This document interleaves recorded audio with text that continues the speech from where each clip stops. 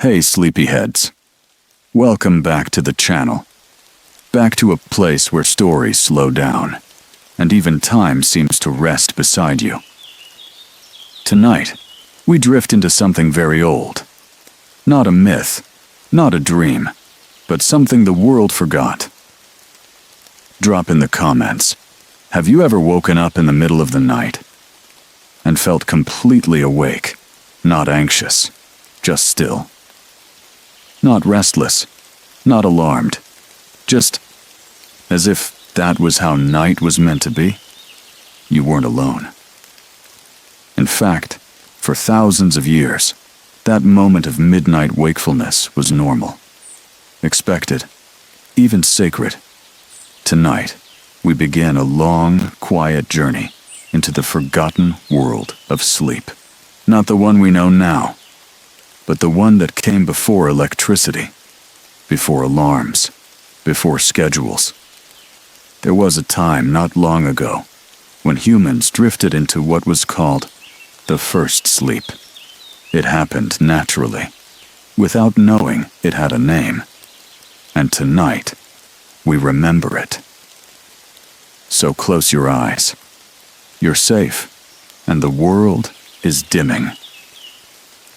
Did you know people didn't always sleep the way we do now? Not in one long stretch, not in a single block of 8 hours. Long ago, before streetlights and screens, before alarms and calendars, people slept in 2 parts, and the night was a different world. So, tonight, we return, back to the rhythms that once ruled the body. Back to candlelight, to hearths glowing softly in small stone homes, to fields silent under the stars, to sleep the way it used to begin. Let's close your eyes together. Let your breath deepen, and we'll drift into that forgotten world. In the time before electricity, when dusk came quietly and quickly, people listened more closely to the sun. When the last orange light faded behind the hills, the world slowed, and homes flickered alive with firelight and oil lamps. Imagine, you live in a small village. The air is cool tonight. A gentle wind rustles the wooden shutters. Inside, your home is warm. The fire's been fed. The kettle steams faintly, and the shadows are soft and still. There is no television, no buzzing phone. Just the hush of the evening, the settling of animals, and the steady rhythm of your own breath. This was the beginning of sleep, not rushed, not resisted, but accepted, like the way night accepts the stars. Families finished dinner by candlelight. They read aloud if they could read. They told stories. Some prayed, some sat in stillness, and when the eyes grew heavy, the bed often shared, often humble, called softly. No guilt, no insomnia, just the natural pull of the first sleep. This first sleep wasn't interrupted, wasn't pushed away by deadlines. It was deep, dreamless at first, body and mind, unburdened. Science now calls this slow wave sleep. The brain cools, the body repairs. It is the quietest sleep of the night. The villagers called it simply rest. Picture yourself under woolen blankets. The walls are stone. A single candle flickers once, then dies. All is dark, and your body sinks. You drift, not into REM, not yet, but into something older, deeper, a sleep shaped by the stars and silence. Hours pass. Outside, the moon rises higher. The coals in the hearth whisper softly. And in this darkness, your ancestors slept soundly for hours until something curious happened. But we're not there yet. We stay here, in the first sleep, where the world is still. People didn't measure sleep by hours. They measured it by light, by the feeling of heaviness behind the eyes, by the slowness of the breath. Some slept on straw, some on hides, some on wooden planks, but the feeling of surrendering to night was the same. Sleep was not something to fix, or track, or optimize. It was simply the gift of night. Close your eyes now. Let your limbs fall heavier. And listen. Can you hear the quiet? It's the same quiet they heard hundreds of years ago, before the hum of machines. You might be wondering, how did they know when to sleep? How did they know when to wake? The answer is simple. They didn't need to know. There were no digital clocks glowing, no bedtime routines tracked by apps. Only the sky, only the shadows, only how they felt. Some went to bed just after the sun disappeared. Others waited for the stars to thicken. Children yawned by the fire. Parents covered embers to keep them warm till morning. Sleep came, naturally, as expected, as rain in autumn. And then, without instruction, they surrendered. The body would slip into the first sleep, a few hours of stillness, heavier than what we know now, a descent without dreams, a reset, before the mind was ready to wander. Imagine walking through a village at midnight. The doors are shut. The windows are dark. Not one lamp flickers. You hear only the hush of wind through thatched roofs. Perhaps a dog sighing in its sleep, or a cart creaking faintly in the distance. Everyone is in the first sleep. No cars, no screens, no distant sirens, just a shared silence, a sacred pause, the whole world breathing. Slowly, you walk past an open window. Inside, a couple curled under rough wool blankets. The embers glow faint red. A baby murmurs, then settles. And outside, just you and the night. This is how the world rested, when it remembered how. Beds were not grand back then. No memory foam. No pillows arranged just so. But sleep still came. Because sleep was not something to chase. It was something to receive. Wool blankets. Feathers, if you were lucky. A wooden frame. Maybe a straw mattress. Or hay. But no one checked how many hours they got. No one worried about efficiency. There was only night. And the first sleep. Families often shared beds. Not for comfort. But because it was warm. And it was life. 2 parents. A child or 2. Sometimes a grandparent at the edge. They all sank into the first sleep as one. Their breaths rising and falling, in sync. The same rhythm. The same night. The fire burned low. The candle was long gone. Darkness, complete. But not frightening, just full. The kind of dark that holds you, that says, you are not alone here. And then, after 3 or 4 hours, something interesting would happen. The body would wake, gently, without panic, without alarm. Eyes opened slowly. Some stirred, stretched. Others sat by the fire, or listened to the wind, or held hands in silence. This was not insomnia. It was the waking hour. We continue our quiet journey into the forgotten world of nighttime rest. The first sleep has passed. You've rested well. And now, something strange, something ancient happens. You begin to wake, not sharply, not fully, but gently, as if the night itself were whispering to you. This is the midnight wake, a time once cherished, a space between 2 sleeps, a secret hour that most have forgotten. In the past, long before electricity, long before smartphones lit up our nights, people would wake in the middle of the night. Naturally, it wasn't strange. It wasn't insomnia. It was expected. They called it the watch, or simply the waking hour. They would rise softly, stretching in the dark, Some sat by the fire. Some whispered with loved ones. Some simply lay still and thought. It was a time for peace, a time between worlds. No pressure to fall back asleep. No guilt, just wakefulness, wrapped in quiet.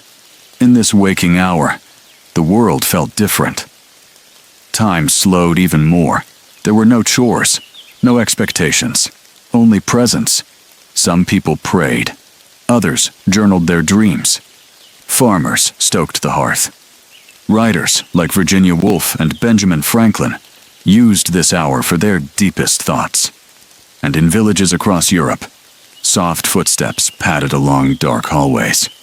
A mother might check on her children. A father might mend a tool or add wood to the fire. A neighbor might visit another, just for tea. This hour was intimate, private, still. Even couples embraced then, not hurried, but in a shared understanding. This was their time. Science now shows the body's temperature naturally dips after midnight, then begins to rise again just before dawn. This subtle shift often wakes the body gently, right around the same time. Our ancestors once stirred. It was part of the rhythm. They didn't fight it. They flowed with it.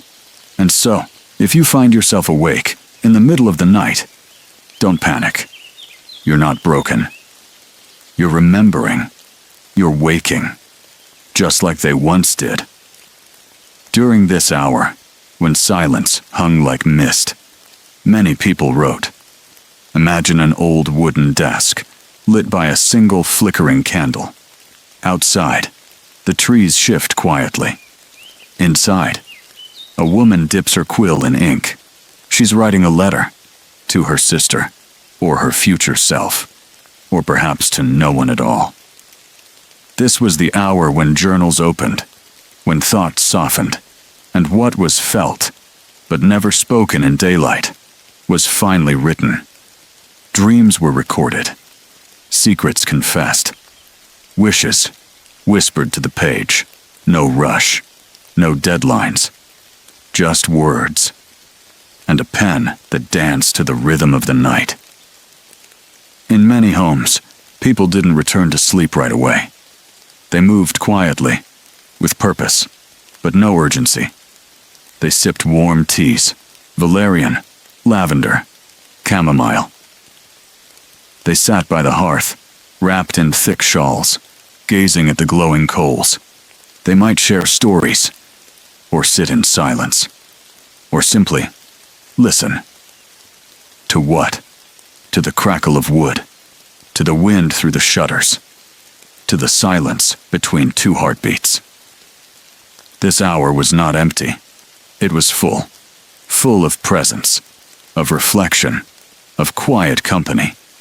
Even alone, one didn't feel lonely, because the dark itself was like a friend, resting beside you. In some villages, this midnight waking wasn't just personal. It was communal. The baker would rise to prepare dough. The watchman patrolled stone streets, lantern swaying in his hand. In some parts of Europe, neighbors visited during this hour, sharing bread, herbs, or stories, under the veil of night. It wasn't strange. It wasn't rude. It was expected. It was human. The night was a time of gathering, not just hiding away. Imagine, you're invited to your neighbor's cottage. You carry a little oil lamp. The path is soft with moss. Stars glitter above like tiny fires of their own. Inside, they're waiting. Warm bread, herbal drink, laughter so soft it never breaks the night. You stay for an hour, then return home, full of warmth, ready to sleep again. One of the most beautiful things about the midnight wake was the space it gave the mind. No noise, no schedules, no screens, just time for thought. Some sat near their beds, legs crossed, breathing slow, watching shadows dance on walls. They might think of loved ones, of what tomorrow might bring, or of nothing at all. Some prayed, not in fear, but in peace. Some simply sat, just as you might be doing now, wrapped in stillness. Let this hour belong to you, too. Let your thoughts rise gently, then drift away like smoke. No need to follow them. Just observe. Like clouds moving across a moonlit sky. You're not broken if you're awake now. You're remembering. This is how we used to live, how we used to rest. And in a few moments, just like those before you, you will feel the pull of sleep return. But for now, just breathe. You're safe. You're still. And the night is not over yet. Well, in this waking hour, many recorded their dreams. They didn't see dreams as random. They saw them as messages, visions, fragments of the soul speaking in symbols. Some believed the waking hour was the bridge between the dream world and this one. The place where meaning still lingered before it faded like breath on glass. They would sit, perhaps wrapped in a woolen shawl, and quietly write, "I saw my brother's face in the garden. A white horse walked across the lake. I was falling, and I wasn't afraid." These dreams weren't judged. They were held, like seeds, like riddles, like whispers. Maybe you've had dreams lately, and maybe they're just waiting to be remembered now. One of the things that made segmented sleep possible was something we've nearly lost: time. There were no 8 a.m. meetings, no school bells, no rush to produce, post, or prove. Life moved with the seasons, the sun, the fire. If someone woke in the night, they weren't punished by exhaustion the next day. They rested when they could, napped, paused, breathed. The world allowed rest, the kind of rest that doesn't fear being unproductive, the kind that restores not just the body, but the soul. And maybe, just maybe, we can find that again. And now, as the embers begin to fade, as the wind grows quieter still, you feel it, that slow tug of warmth behind the eyes, in the chest. The body sighs. This is what they felt too. The second sleep. Calling. There's no rush. There never was. They returned to bed, like leaf settling on water, without noise, without resistance. The second sleep was often the deeper one, where REM dreams stirred the mind, where visions unfolded in full color, where the night finished what it began. And so will you, tonight, as you lie still, breathing slower now. You're stepping into that same river of rest, the same rhythm, the same darkness, the same peace. You are not broken. You're not alone. You're remembering something older than clocks, older than cities, older than fear. You are remembering how to sleep like a human, not in perfect lines, not in fixed hours, but in waves, in phases, in harmony with night itself. So now, let the second sleep begin. You've wandered the midnight wake, and it has wandered with you. This is the beginning of the second sleep, a space where the body surrenders again, but the mind begins to travel. Let's go there, together. The fire is low. The night has stretched. The candle, long gone. You rise from the hearth, your teacup empty, your eyes full of thought. And now, you lie back down. The bed is still warm from earlier. The blankets hold the shape of your first rest, and the pillow greets you like a quiet friend. There's no tossing, no mind racing, because you've already wandered. You've already reflected. Now, there is nothing left to do, but let the second sleep take you. Modern sleep scientists Now say that the second sleep was often when the most vivid dreams occurred. While the first sleep was for rest, the second was for stories. The brain, now relaxed from the day, began to open its doors. You dreamed of places you'd never been, of people long gone, of rivers that spoke, of staircases that spiraled through the stars. No one told you what it meant. You simply experienced it. And when you woke in the morning, you held those dreams, like mist cupped in your hands. In ancient cultures, dreams were not meaningless. They were messages from ancestors, from gods, from the unconscious, from the other world. Shamans slept to travel. Prophets slept to hear. Healers slept to see.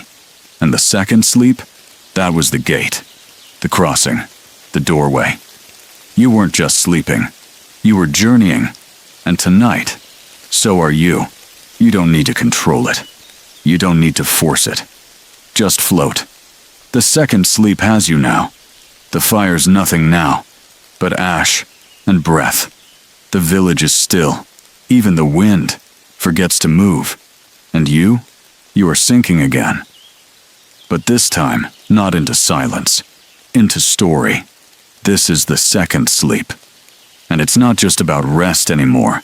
It's about what happens when your body lets go of the world and your spirit starts to drift.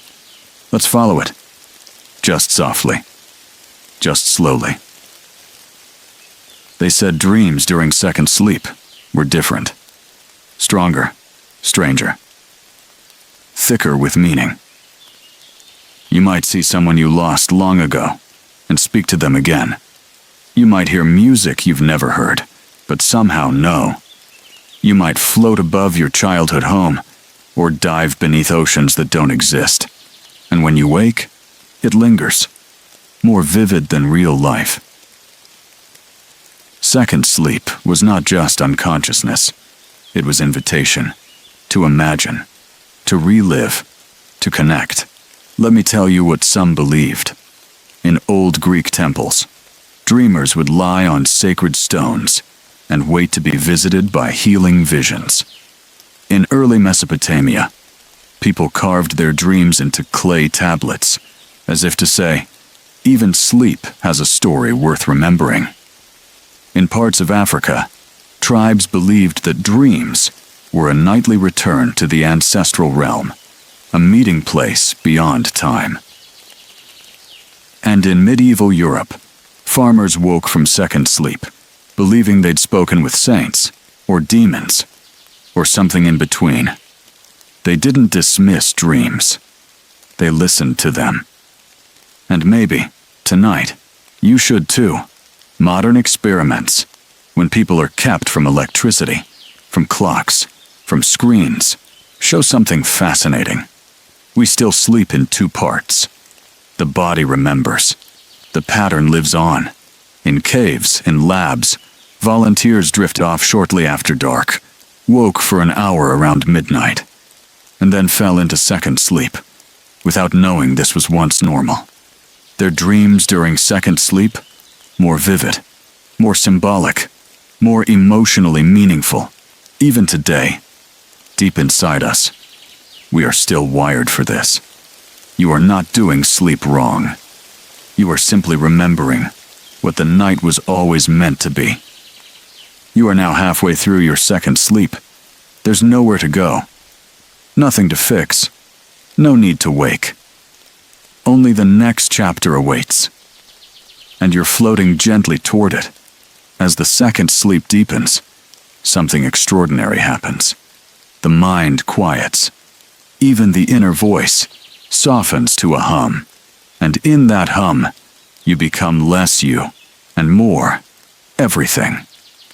You may dream in strange symbols, a forest that bends toward the stars, a bridge that leads nowhere and yet feels right, a child's voice in the snow, saying something you've never heard, but somehow always knew. This is the liminal zone, the edge between consciousness and the unknown. Second sleep opens that door, not loudly, but gently, just wide enough for you to pass through. The village outside is still. Not even the watchman walks now. The fields are silvered with moonlight. The hearth has cooled to silence, and in your bed, as in hundreds of thousands before you, you sleep without fear. There is no clock, no alarm, no destination, just drifting. In this phase, REM sleep wraps you in soft waves. The brain sorts. The heart slows. The spirit remembers who it is when the world is quiet. And maybe that's when you are most you. Not performing, not proving, just being. Breathing in and breathing out into the endless dream. Eventually, as night begins to fade, you will wake, not with a jolt, not with panic, but with softness. The second sleep ends, not like a slammed door, but like a curtain slowly parting. Light creeps in, through shutters or leaves. The first bird calls out. The air is new, and you feel different, not because you conquered the night, but because you returned to it. You remembered what so many forgot, that sleep is not one block, not one shape, but a dance, a rhythm, a wave, and you wrote it. Tonight, you let go of the myth. That sleep must be 8 perfect hours. You remembered a time when 2 sleeps were normal, when the midnight wake was sacred, not stressful, and when dreams were doors. The second sleep is not a trick of the past. It's a rhythm in your bones, in your breath, in your story. So if you wake in the night, you are not broken, you are ancient. And when you return to sleep, as you will now, you return not to emptiness, but to a deeper, truer world. One made just for you. You remembered how to rest like the ancients. 2 sleeps, 1 sacred wake. But how do we know all this? How did this forgotten rhythm find its way back to us? Tonight, we follow the trail, not through labs, but through language, through forgotten texts, hidden passages, scattered hints in the margins of history. This is Whispers in the Writings, where the books begin to speak. For many centuries, we believed our sleep today was normal. 1 long block, 8 hours, lights off, mind quiet. But scattered through old texts were odd little references. In a 17th century diary, an English writer said, "I rose from my first sleep and read a little." Wait, first sleep? That word again. In a letter from France. It was around the time between my 2 sleeps that I heard the hooves on the road. 2 sleeps. At first, scholars ignored it, called it poetic, metaphor. But then, the mentions kept coming. From Italy, from Spain, from old British court records, even from monks' journals. Whispers, scattered, but consistent. In the early 2000s, a historian named Roger Akirch began to gather these fragments. He wasn't looking for sleep. He was researching the night, how people lived it, in the centuries before artificial light. But as he read, he saw a pattern. Over 500 references to first sleep, second sleep, and the waking hour. It wasn't fiction. It was a forgotten truth. They had once lived like this, and the records had been waiting, quietly, for someone to listen. One woman wrote to her sister in 1832, "I had the strangest dream during my second sleep." In a French medical journal, a doctor advised patients, "Do not fear the wakefulness between sleeps. It is natural and good for digestion." Even legal cases referenced it. A husband was accused of murder. He claimed he was awake, during the watch, the time between sleeps, and the court, understood what he meant, because everyone then knew the rhythm. They didn't call it segmented sleep. They just called it sleep. These books didn't shout. They whispered. And tonight, you've heard the first of many. Your eyes are heavy, but your mind is floating gently. Perfect. We're still in the library of the past, among quiet pages, ancient ink, and a silence that once held the world's forgotten rhythms. Let's turn the next page and see what the old words say. Long before Freud, long before sleep apps, there was Geoffrey Chaucer. In the Canterbury Tales, he writes of a character who wakes from her first asleep.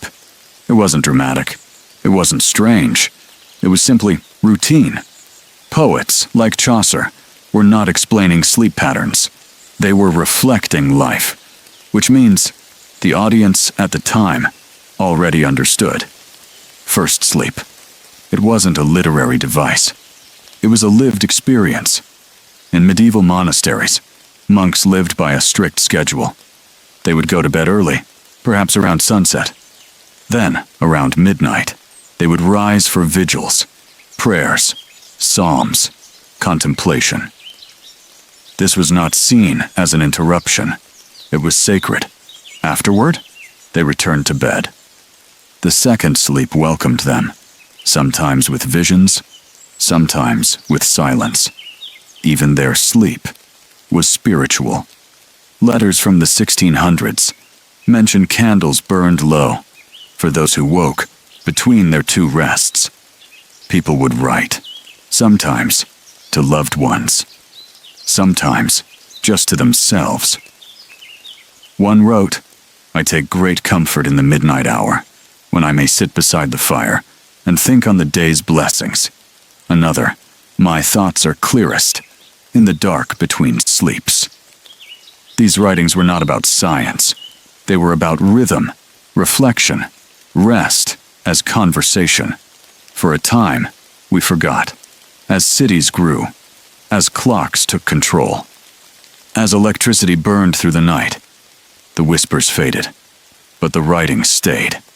Quiet, patient, until historians like Roger A. Kirch and curious minds like yours came back to them and listened.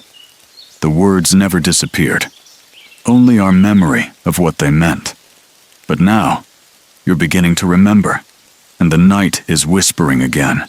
You've come so far tonight, through books no longer read, through voices no longer heard, until now. You've wandered into the quiet between two sleeps, and now you've wandered into the margins of time. This final part is about what we do with what we've remembered. Let's turn one last page, together, with the rise of gas lamps, and later, electricity. The night began to shrink. Cities lit up. Shops stayed open. People worked late. And with that light came a different kind of dark. The space between first and second sleep began to vanish. Suddenly, being awake at 2 a.m. was a problem. A disorder, a flaw. We stopped calling it the watch. We started calling it insomnia. And just like that, a natural rhythm was renamed and forgotten. It took centuries, but the clues were always there. And now, in the modern world, we're starting to remember. Some sleep researchers now acknowledge segmented sleep is not unnatural. It is ancient. It still happens in remote tribes, unaffected by electricity. It appears in controlled sleep labs, when people are removed from time. And it happens to you. Perhaps more than you think. That moment you wake at 2:30 a.m., mind clear, body rested, and you wonder what's wrong. Nothing's wrong. You've just stepped into the hour of your ancestors. Now let's slow even more. What if you stopped fighting the wakefulness? What if you lit a candle sipped warm tea, and wrote a few quiet lines in a journal. What if you let yourself listen to that soft voice, only heard between the sleeps? The books are not just about history. They are a mirror, and in them, you may find a version of yourself that feels more right than the hurried, restless world you were taught to fit into. The whispers are still there, in the poems, in the court records, in the journals folded between dusty pages. And now, they're in you. Tonight, if you wake in the dark, you don't need to fear it. You can walk into it, sit with it, breathe in it, just like they did, just like you were always meant to. And then, you can return to the second sleep, not broken, not lost, but whole. The sacred stillness in between. But then, the world began to change, not all at once, but slowly, like shadows shrinking under new lights. This is the story of how that natural sleep began to fade. This is the sleep that disappeared. For most of human history, the sun ruled the rhythm. When it rose, we rose. When it sank, we sank. The night was dark. Sleep came early. But in the 17th and 18th centuries, something flickered into being. Street lamps. At first oil, tallow, whale fat. Then gas lamps. Cities began to glow. And people? They began to stay up later. Shops opened past dusk. Theaters lit up. Social hours extended into the night. And the body's ancient message, the pull to rest, was quietly ignored. Then came the factories. In the 1800s, the world was no longer ruled by sunlight, but by shifts. Clocks were mounted on factory walls. Bells rang out to begin and end labor. Time became rigid. Sleep had to obey. First sleep. Second sleep? There was no room for two. You were expected to sleep in one stretch, efficient, controlled, compressed, so you could be on the line. By sunrise, even children's bodies were reprogrammed to match the machines. And slowly, the soft hour in between sleeps began to vanish. Not by force, but by noise. Homes got brighter. Beds got squeezed into schedules. And waking at 2 a.m.? That was no longer sacred. It was seen as failure, an error, a symptom of something wrong. Sleep became measured, treated, medicalized. People forgot. They once wandered at midnight, without guilt, without fear. And so, the story shifted. 8 hours. No interruptions. Anything else became abnormal. Do you hear it? The ticking? Not just of a clock, but of time itself, as it changed the way we live and the way we sleep. We didn't just lose a rest pattern. We lost a piece of ourselves. Let's keep walking through the quiet, into the era when rest became a race. In 1879, Thomas Edison gave the world the electric bulb, and with it, he declared war on the night. He called sleep a waste of time. He said humans should sleep less, work more, produce more, shine brighter, and many listened. With electricity, night was no longer dark. You could work, study, entertain, at any hour. But with every bulb that flickered on, something ancient flickered out. The body no longer knew when to release melatonin. The eyes no longer trusted the sunset. The world stayed awake. So we tried to keep up. But deep inside, the old rhythm remained, buried but alive. As the 20th century dawned, the clock claimed total rule. The factory whistle became the office bell. And soon, sleep became squeezed between commutes and quotas. We began to believe that any interruption in sleep was a disorder. Doctors called it middle insomnia. Pills were prescribed. Schedules were enforced. We forgot that centuries ago, waking at 1 or 2 a.m. was not a failure, but an invitation. We stopped listening to our biology, and instead, we obeyed the clock. Sleep became something to manage, to fix, to optimize. We built machines to track it, medications to force it, alarms to end it. But very few asked what we had lost. Sleep labs saw the strange patterns of segmented sleep emerge in total darkness studies, but they were often dismissed. Too old-fashioned, not efficient. And yet, those who escaped the modern world, who went camping, or lived in remote villages, began to experience the same thing. A first sleep, a midnight waking, a second sleep, and dreams, vivid as firelight. The body still remembers, even now. This part of the story doesn't end in tragedy, but in truth. The natural sleep was never destroyed, just buried, under brightness and noise. We've wandered far, from candlelight and silence, to electric skies and sleepless cities. And here we are now, restless, rushing, searching for rest in a world that forgot how to be quiet. But maybe we're beginning to remember. Even now, despite the clocks, despite the screens, your body remembers. Sometimes, you wake in the night, not from stress, but from instinct. Your mind is alert. Your chest feels calm. The room is quiet, and you wonder why you're awake. That's not insomnia. It's a whisper. The ancient rhythm, surfacing. You are not broken. You are simply built for a world that no longer exists. But just because it's gone outside, doesn't mean you can't find it again, inside yourself. What would happen if we let the night be soft again? If we turned off the overhead lights and lit a candle? If we traded the screen for a page, the buzz for a breath?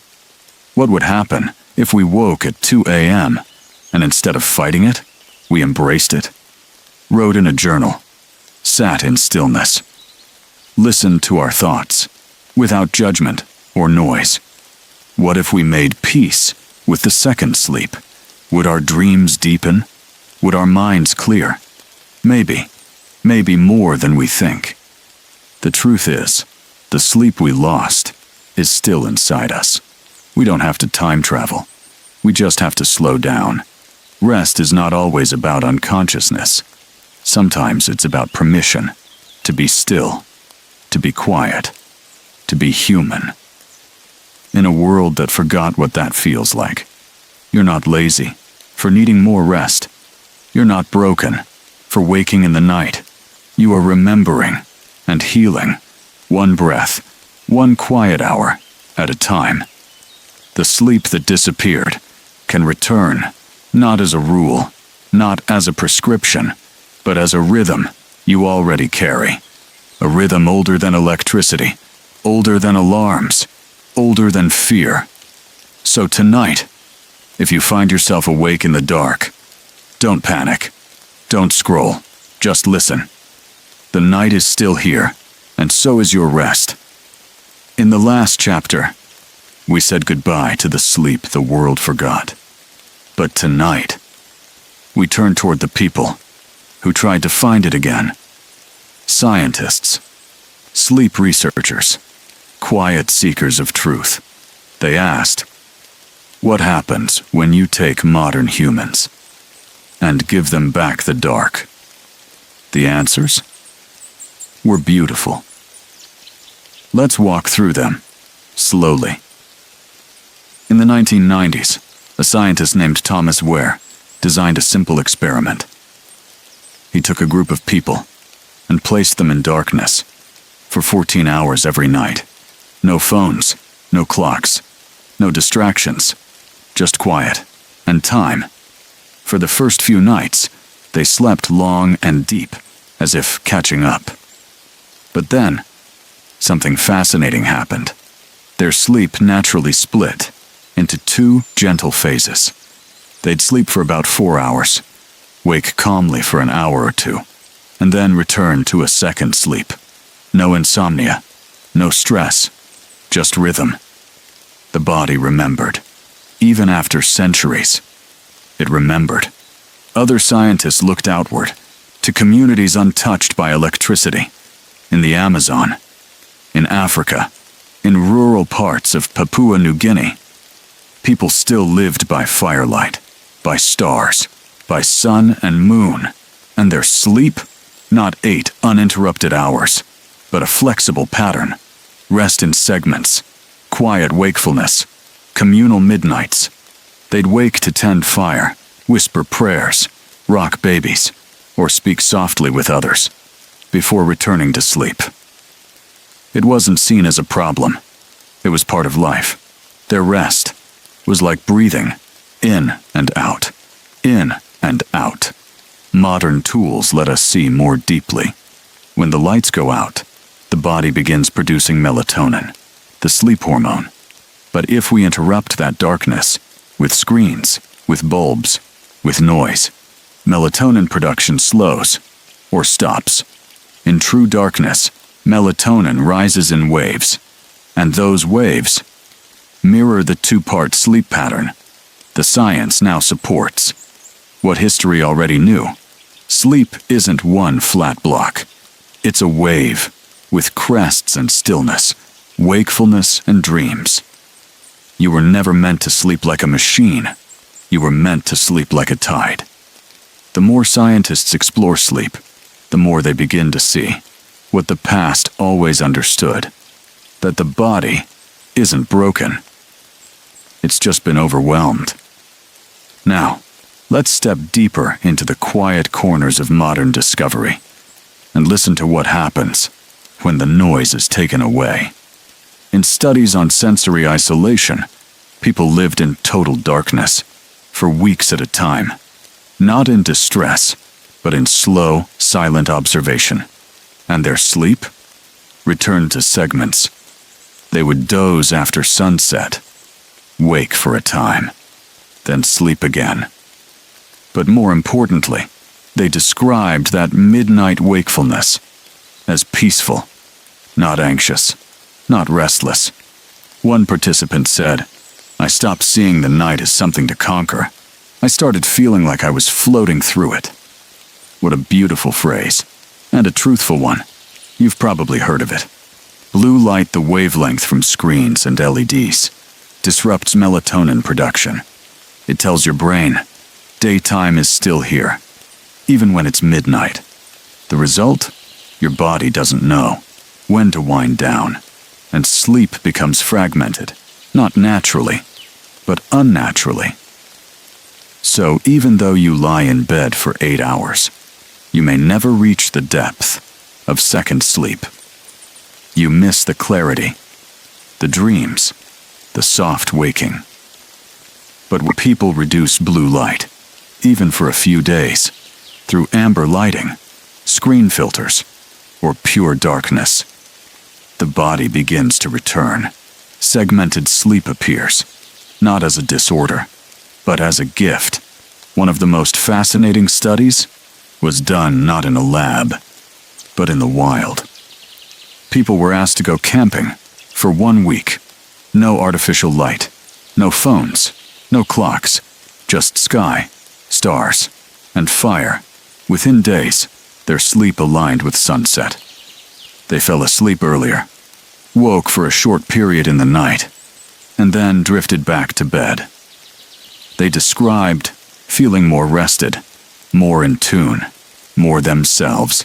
The same pattern, every time. Give people darkness, and their natural sleep rhythm returns. No effort, no therapy, just time and stillness.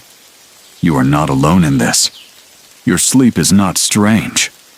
You're just remembering what every forest, every cave, and every fire-lit night once told us. You don't have to sleep like a machine. You can sleep like a human, and humans sleep in rhythms, You've walked through studies, through fire-lit campsites and darkened labs. You've heard how the body responds when we remove the noise. But now, let's return to you, to the quiet within you, the rhythm you already carry. Because this was never just about science. It was always about coming home. Modern sleep clinics still use the word middle insomnia. But what if it's not insomnia? What if it's a memory? A natural moment of waking between two ancient waves of sleep?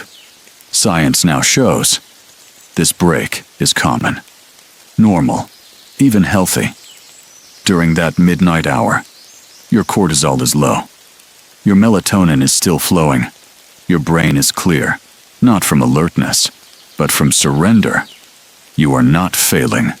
You are following an old, wise path. The watch is not a flaw.